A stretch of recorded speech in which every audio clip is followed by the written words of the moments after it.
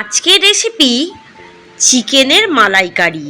কিভাবে বানাবেন সেটা তো অবশ্যই দেখাবো, কিন্তু এত সুন্দর টেস্ট হয় এই রেসিপিটি না দেখলে অনেক কিছু মিস করবেন। প্রথমে কড়াই দিয়ে দেবো 1/2 কাপ সর্ষের তেল। এবারে একটা মিক্সারের বাটিতে একটা বড় টমেটো, 3টে পেঁয়াজ, 7-8টা কাঁচা লঙ্কা, পরিমাণ মতো আদা, 2টো রসুন বেটে নেব। বাটা হয়ে গেলে এবার দিয়ে দেবো 1 কাপ কাজু, এটাও কিন্তু বেটে নেবো, সবই জল ছাড়া বাটতে হবে। তেলটা গরম হয়ে গেলে এই বাটা মশলাটা দিয়ে দেবো, দিয়ে একটু কষিয়ে নেবো প্রথমে। আর চিকেনটা তো হালকা একটু গরম জলে ধুয়েই নেবেন। আমি এখানে 500 গ্রাম চিকেন ব্যবহার করছি, লেগ পিস দিয়ে ভালো করে চিকেনটা দিয়ে কষিয়ে নেব।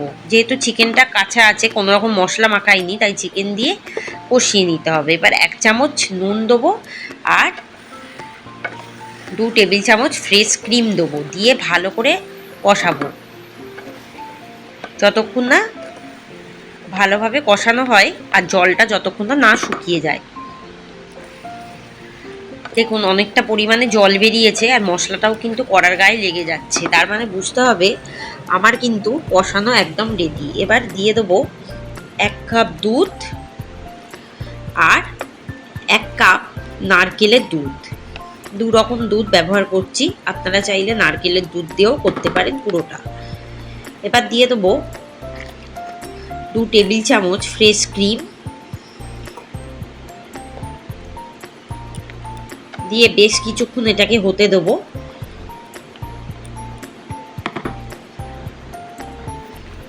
একটু ফুটে উঠলে 1 চামচ চিনি দেবো আর দিয়ে দেবো 2 টেবিল চামচ ঘি আর 1 চামচ গরম মশলা গুঁড়ো, দিয়ে এটাকে বেশ কিছুক্ষণ হতে দেবো আঁচটাকে কমিয়ে।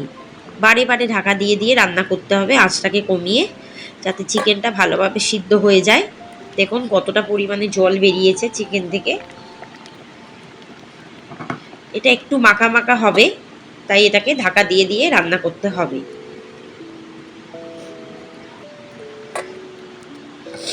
এবার ঢাকাটা খুলে একটু নাড়িয়ে চাড়িয়ে দিতে হবে যাতে খুব ভালোভাবে সিদ্ধ হয়ে যায়। ব্যাস, আমার কিন্তু মাখা মাখা চিকেনের মালাইকারি রেডি। আশা করি রেসিপিটি ভীষণ ভালো লাগবে।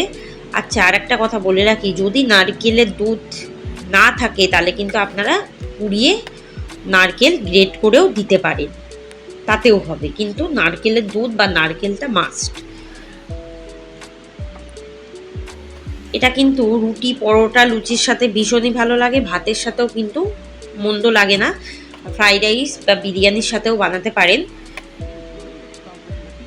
ভীষণ সুন্দর টেস্ট হয় যদি রেসিপিটি একবার বাড়িতে বানিয়ে খান। আশা করি রেসিপিটি আপনাদের নিরাশ করবে না।